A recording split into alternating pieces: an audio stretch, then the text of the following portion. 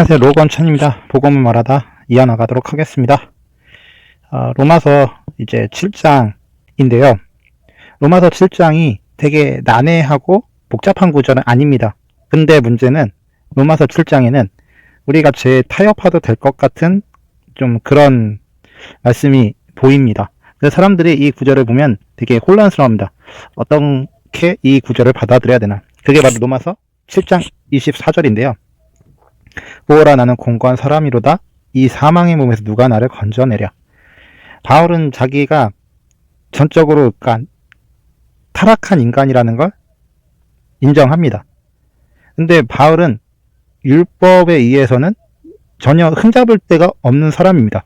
그런데도 그는 이 율법 앞에 섰을 때 자기가 이 율법대로 살아갈 수 있는 능력이 없는 자라는 걸 이렇게 고백을 해요. 근데 로마서 6장까지는 결코 그럴 수 없는 일이다. 우리가 어떻게 죄 가운데 거하리오 하면서 죄에 대해서 되게 단호하게 선언하거든요. 근데 로마서 7장에서 이 구절을 보면 뭔가 앞뒤가 안 맞는, 마치 앞에서는 뭔가 엄청 열변을 토하다가 본인이 이제 말씀대로 살 수 있냐 앞에 주저앉은 듯한 그런 느낌을 주고, 그러다 보니까 많은 사람들이 이 구절을 빌미로 삼아서 죄를 마음껏 져도 된다 이런 식으로 이해를 하는데, 이 로마서 7장 24절이 왜 갑자기 나왔냐면, 로마서 6장에서 그렇게 강력하게 복음을 선포하고 두 번 다시 죄에 거할 수 없다고 얘기하면서 왜 이 구절이 나왔냐면은 여기에 대해서 이제 로마서 7장 1절을 봐야 합니다. 로마서 1장 7절에는 형제들아, 내가 법 아는 자들에게 말하노니라고. 법 아는 자, 이게 정말 중요합니다. 너희는 율법이 사람이 살 동안만 그를 주관하는 줄 알지 못하니. 이 법은 율법이에요. 법 아는 자는 율법을 상징하는 건데, 이것은 유대인들을 가리키는 거죠. 로마서 7장이 지칭하는 대상이 있어요. 바로 유대인이에요. 왜냐하면 유대인들은 율법을 지킴으로써 구원을 얻을 거라는 확신으로 살아가고 있거든요. 지금도. 그래서 예수님 지금도 안 믿고 말씀만 잘 지키면, 율법만 잘 지키면 하나님 복을 축복하고, 못 지키면 저주하고 멸망한다, 이렇게 알아요. 근데 아주 명확하게 얘기하고 싶은 게 있는 거예요. 뭐냐면은 사도 바울도 그 가치관으로 살았어요. 그동안 예수님을 몰랐을 때는 믿는 사람들 막 핍박하고 박해하고 율법을 지키면서, 유대인이야말로 이 모세로부터 온 계명을 지키는 이 유대인이야말로 진정한 하나님의 전통 사람이며, 이것으로 말미암아 우리는 하나님께 축복을 받으면 살 수 있다, 이렇게 생각했던 사람이 예수님을 만나고 나서 인식의 전환이 일어났어요. 자기가 예수님을 몰랐을 때 막 박해했는데 알고 보면 그 예수님은 하나님이셨고, 그리고 하나님의 아들이시고 구원자이시고, 그를 받아들여야 된 순간, 그럼 여태까지 자기가 뭐하고 살았던 건지 고민을 할 수밖에 없었고, 성경에는 3년 동안, 그래서 3년 반 정도 혼자서 이렇게 성경을 묵도하면서 혼자만의 시간도 갖기도 했어요. 그러면서 이제 바울이 복음을 전하고 부닥치면서 알게 된 것이, 유대인의 사고가 있어요. 그러니까 사도 바울 입장에서도 예수님 믿기 전에 가졌던 사고가 있는데, 그것이 바로 이제 율법주의, 선민사상 젖어가지고 오직 이 법대로 살고 지키는 점만 축복을 받는다라는 이 가치관이 똘똘 배어서 그 자기의 내면의 모습을 외면한 채 그냥 살았단 말이에요. 내면에는 죄를 짓고 싶은 마음, 그리고 이거를 이제 거절하고 싶은 마음이 있단 말이에요. 이것은 이제 로마서 2장에도 동일한 말씀이 있는데요. 그러니까 믿지 않는 사람들은 그 양심이 율법이 되어가지고 그 원하는 것을 스스로 하지 못하게 한다고요. 양심에 거리낌을 느끼죠. 하물며 유대인들은 이 양심뿐만 아니라 하나님과의 실제적인 관계가 있단 말이에요. 그러니까 양심적으로 꺼리낄 뿐 아니라 하나님까지 그걸 알고 계시고 날 심판한다고 생각하니까 두려운 거예요. 그래서 당연히 율법을 지켜야 되는데, 근데 유대인들, 아무리 굉장한 유대인이라 할지라도 하나님 앞에만 서면 모세라든가 이사야 선지자, 계속 이사야 선지자에 대해서 말하는데요. 그 외에도 많은 선진들이 있잖아요. 유대에. 우리가 상상도 없이 스케일을 가지신 거룩함에 있어서. 근데 그분들 다 하나님을 두려워했어요. 두려워함을 하나님 앞에 섰고, 하나님을 마주쳤다 그러면 난 죽었구나 라고 생각을 하면서, 그러니까 지성소 들어가는 거 정말 두려웠어요, 유대인들. 1년에 한 번 대제사장만 들어간다는 지성소, 다른 목적이 아니라 하나님 직접 만나서 대표로, 그래서 향단에 이렇게 제물을 드리고 이제 이스라엘 대표로 하나님을 아련하는 건데 그 임재 자리를 두려워했어요. 왜냐면은 거룩한 하나님 앞에 제가 눈곱만 칠해졌으면 바로 죽거든요. 이 정서를 가지고 유대인들이 하나님을 대하는 입장이니, 유대인 입장에서는 이 율법을 지키지 않으면 무조건 죽는다. 근데 유대인 중에 율법에 흠이 없는 사람이 거의 없었고, 율법을 지키는 수준도 자꾸 이제 마음속에서 일어나는 이제 정욕, 이 정욕과 끊임없이 싸우는 거예요. 그래서 남들이 이렇게 어떻게 생각하든 상관없이 계속 이제 그것만 이제 제 짓고 싶은 욕구만 잘 다스리면 자기는 훌륭하고 하나님을 인정하고 축복한다, 이렇게 생각을 했거든요. 유대인들 대부분이 다 이 사고를 가지고 있어요. 그래서 예수님은 필요 없다. 근데 복음은 되게 단순해요. 심플해요. 왜냐면 그렇게 율법을 지켜서 내가 하나님의 뜻을 이룰 수 있는 나는 없는 거예요. 그럴 가능성이 없기 때문에 예수님이 맞다라는 전제가 깔린 거예요. 그래서 이제 결혼에 대한 이제 얘기를 하면서, 남편이 죽으면 이제 다른 사람하고 결혼해도 문제가 안 되지만 남편이 살아있을 때는 다른 사람과 결혼하면 간음이 돼요. 이거와 마찬가지로 내가 이제 율법을 지키고자 했을 때는 그 율법대로 말미암아 이렇게 살려고 했지만 제 정욕이 우리 지체 중에 역사하여 우리로 사망을 위하여 열매를 맺게 하였느니라. 이 제 정욕은 사망을 위하여 열매를 맺게 했다는 얘기는, 예수님도 말씀하셨어요. 이 음욕을 가지고 여자를 보면 이미 이 자체로 간음이 되는 거예요. 꼭 행위로서 관계를 안 가졌어도 이 자체로 이미 죄를 지은 거예요, 하나님 앞에. 예수님은 그러니까 죄에 대한 열매와 그 죄를 맺게 하는 그런 동기를 동일하게 보셨던 거예요. 즉, 내가 음란한 생각을 하니까 성적인 죄를 범하는 거지, 음란한 생각이 없는 사람이 성적인 죄를 범한다? 그럴 리가 없죠. 다만 일반적인 사람들은 이거 어떻게 생각하냐면은, 누구나 이제 다 그런 성적인 욕구를 가지고 있는데 그걸 잘 다스리는 사람이 있고 못 다스리는 사람이 있고, 잘 다스리는 사람은 정말 딱 봐도 존중할 만한 그런 삶을 사는 사람들이고, 그걸 잘 못 들이는 사람은 그냥 그냥 이제, 근데 그것도 한편의 뭐 인간의 가치관? 그냥 뭐 죄라고 생각하기보다는 누구나 그럴 수 있지라고 생각을 해요. 문제는 이게 불륜이나 그런 이제 불륜이나 그 외 이제 뭐랄까 성적인 그 음란한 것들, 너무 그쪽을 가게 되면 이제 죄가 된다고 이렇게 생각해서 이제 법적으로 처벌을 받고 막 이런 걸 한단 말이에요. 어떻게 저럴 수 할 수 있냐. 근데 중요한 건 이거는 인간끼리 바라보는 시각이에요. 문제는 이제 하나님 편에서 봤을 때, 거룩하신 하나님 편에서 제가 눈곱만 칠해져 있으면 심판이고, 그래서 모세조차도 얼굴을 못 보게 하셨어요. 오직 스데반이 그 예수님을 올려다보면서 이제 천사같이 빛났다고 하는데, 그때 이제 예수님의 구속이 덧입혀져서 성령님의 충만한 스데반은 하나님을 보는데 전혀 두려움이 없어요. 마치 그 창세기 아담이 이렇게 태어나고 아직 죄를 범하기 전에 하나님과 직접 얼굴을 대면하고 막 예수님의 이름으로 기도하지 않고도 마음껏 얘기할 수 있는 그 범죄하기, 선악과를 따먹기 이전처럼 스데반이 그렇게 하나님을 올려다봤고 전혀 두려움 없이 기쁨으로 그러면서 복음을 외쳤죠. 그리고 이제 돌에 맞아 죽었는데, 이렇게 바뀐 거예요, 복음 이후의 삶이. 그러나 복음 이전, 예수님 만나기 전에 모든 사람들의 공통점은 이 율법 때문에 이제 죽음에 두려워서 사는 거예요. 우리가 우리가 얽매였던 것에 대하여 죽었으므로, 이 얽매였던 것에 대해 죽었다는 얘기는 나 율법대로 못 살면 지옥 가는 거 아니야, 이대로 살다가 하나님의 심판이 있을 때, 이런 두려운 마음에서 일단 벗어난 거예요. 율법에서 벗어났으니 바로 이게 이제 우리가 얽매였던 것에 대하여 죽었으므로 하면서, 우리가 얽매였던 것은 이 율법은 되게 단순한 거예요. 그냥 우리가 얽매였던 것이 율법이었고 이 율법을 때로 못 살면은 우린 지옥 간다는데, 근데 이제 복음은 율법에 우리가 벗어났다고 증언해요.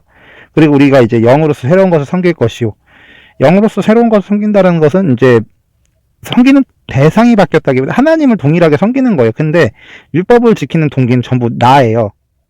내가 구원받기 위해서, 하나님의 심판을 벗어나기 위해서 율법을 지켰던 건데, 이제 영으로서 우리 영혼 육체의 자유함을 얻었고, 이제 이 자유로워진 존재가 이제 나를 위해서 사는 게 아니라 하나님의 뜻대로 사는 삶으로 이제 대상이 완전히 넘어간 거죠.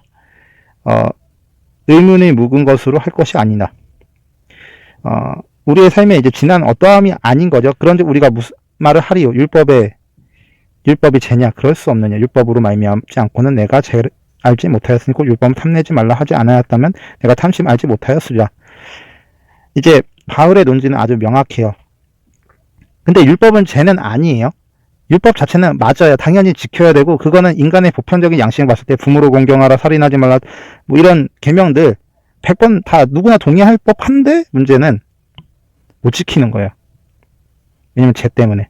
아담의 선악과 범죄로 말하면 이미 인간이 하나님과 분리되어 버렸고, 이제 자기가 기준대로 살아가는데 내면 안에서 이 정욕을 주체할 수 없는 거죠. 하나님은 우리에게 욕구를 주셨고, 사탄은 하나님과 끊어진 우리를 굉장히 이간질하고 부추겨서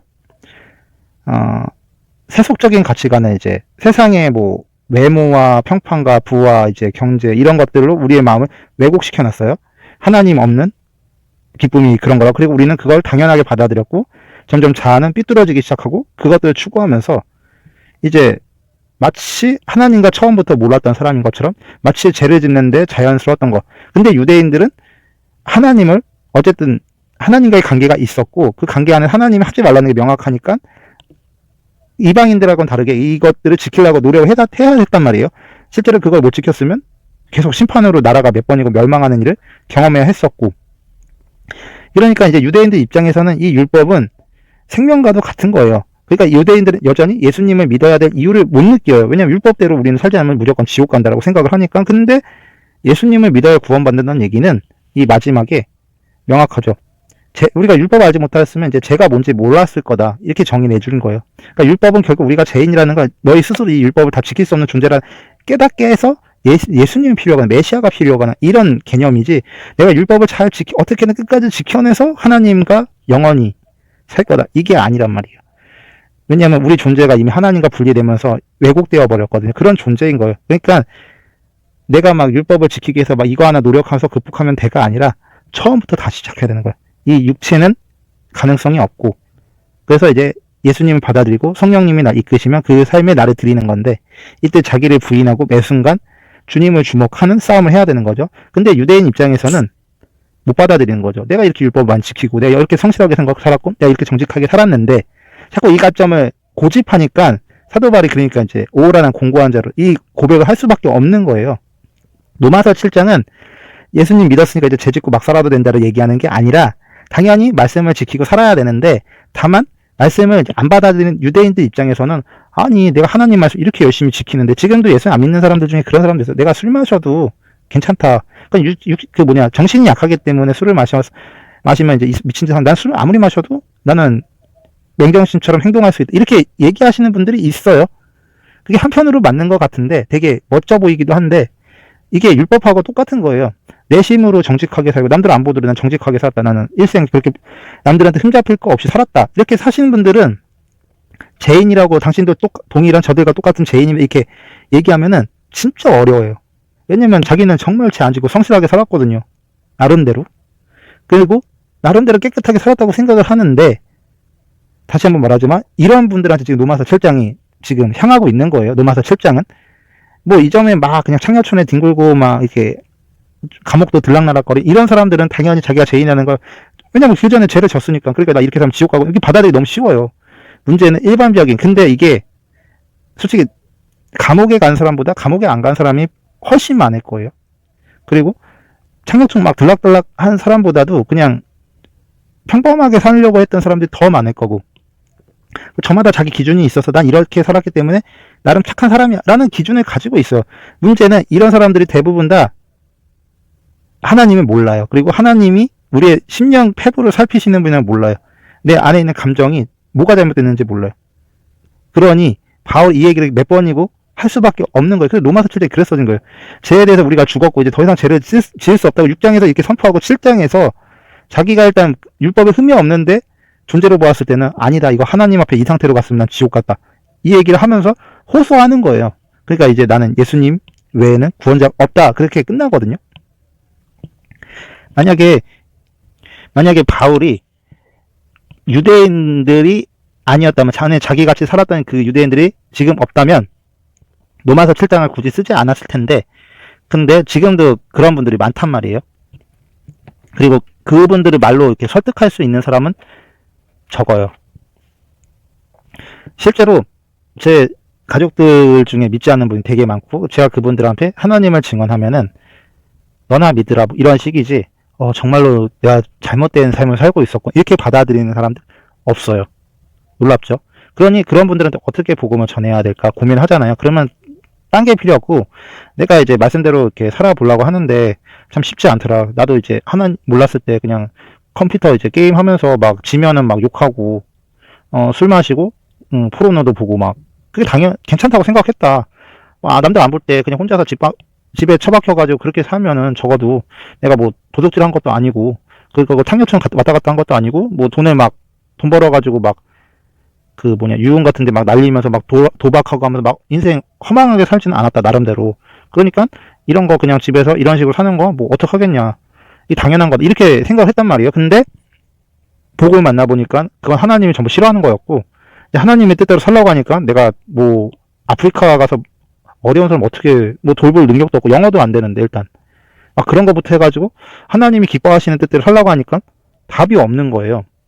근데 이제 기도하면서 하나님이 그것들을 할 수 있게 열어줬고, 그래서 이제 나름대로 선교단체에서 훈련도 받고 이런저런 것들을 했단 말이에요. 근데 문제는 여전히 지치면 포로는 보고 있고, 다시 이제 막 마음이 상하면 속을 욕을 막 하고, 관계가 틀어지면 하나님을 막 원망하고 불평하고 막 저주하고 시비 걸고, 왜 이런 이상함을 굳이 허락하셨냐고, 이런 내 모습을 계속 보는 거죠. 이해가 안 가잖아요. 하나님을 믿고 예수님을 구원을 받아서 기뻐해야 하는데 정작 상황 앞에서는 여전히. 근데 그전에는 그런 걸 가지고 고민해 본 적도 없고 싸워본 적도 없단 말이에요. 그냥 당연한 거예요, 이렇게 사는 게. 근데 이제는 하나님을 알게 됐고, 하나님 그런 거 싫어한다니까 그렇게 살면 안 되겠다 결단하고 살려고 몸부림쳐보니까, 그래서 사도 바울의 이 고백이 무엇인지 알게 되었고, 여전히 그래서 회개하고 기도하는데, 이것은 내가 구원을 확증하기 위해서 하는 그런 게 아닌 거예요. 실제로 살아보니까 내가 짓고 있는, 그러니까 이전처럼 제가 막 안 믿었을 때는 막 사는 건 아닌데, 믿고서 이렇게 관계를 하다 보니까 그러니까 어쩔 수 없이 짓는 것, 싫은 소리 들으니까 당연히 짜증 올라오니까 속으로 욕했는데, 어쨌든 그게 죄란 말이에요. 그러니까 하나님 앞에 가서 다시 회개하고서 다시 한 번 더 이렇게 그렇게 옥신각신 이렇게 신앙생활 10년 정도 해보니까 알겠는 거예요. 사도 바울이 왜 이 고백을 했고 왜 예수님이 필요한지, 그래서 필요하구나. 근데 이렇게 돼야 그때부터 복음이 무슨 내용인지 이해가 되고, 그때부터 천국에 대한 소망이 생기는 거예요. 그래서 예수님을 믿고 이 믿음으로 계속 살아야 되는구나. 지금 하고자 하는 멘트는 여기까지고요. 예, 오늘 여기까지 하겠습니다. 감사합니다.